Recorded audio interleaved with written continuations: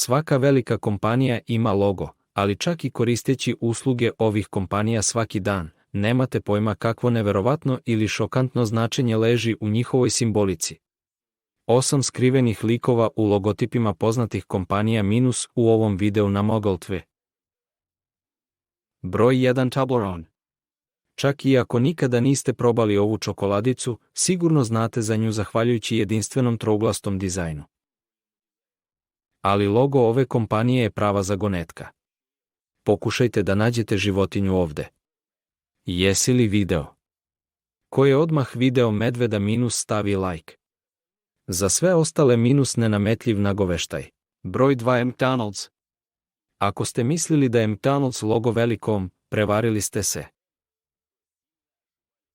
U početku je ovaj crtež simbolizovao velike žute lukove koji su bili u prvom restoranu otvorenom u Americi, ali 60. godina prošlog veka odlučeno je da se promeni dizajn.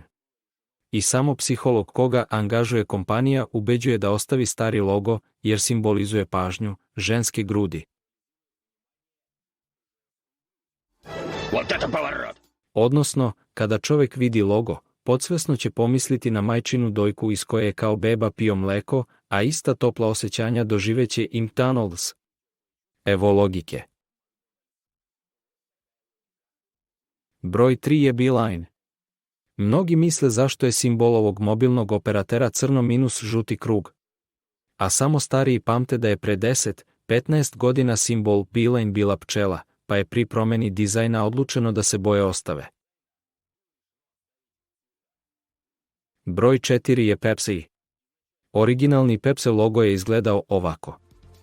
Danas izgleda drugačije. I pre svega, ovaj logo simbolizuje američku zastavu. Boje, pruge, kao i magnetno polje zemlje i vode i još mnogo toga. Barem su tako rekli dizajneri koji su napravili ovaj višemilionski logo.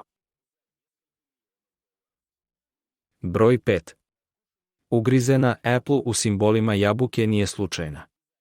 Dizajner ovog logotipa je upravo kupio veliku vreću jabuka i kada je počeo da je grize, sinulo mu je. Na engleskom reč bite nije samo jedinica informacije, već i reč bite.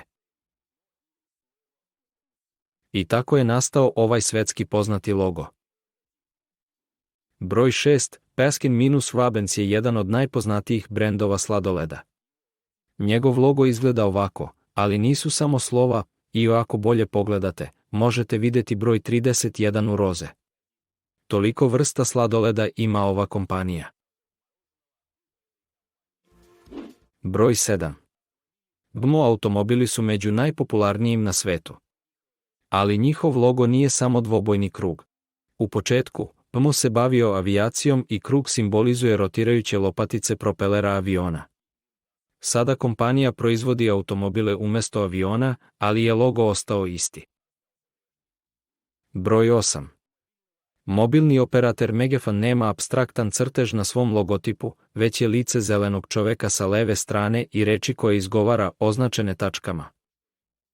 Izgleda kao og, ali ako pažljivo pogledate, možete vidjeti lice osobe.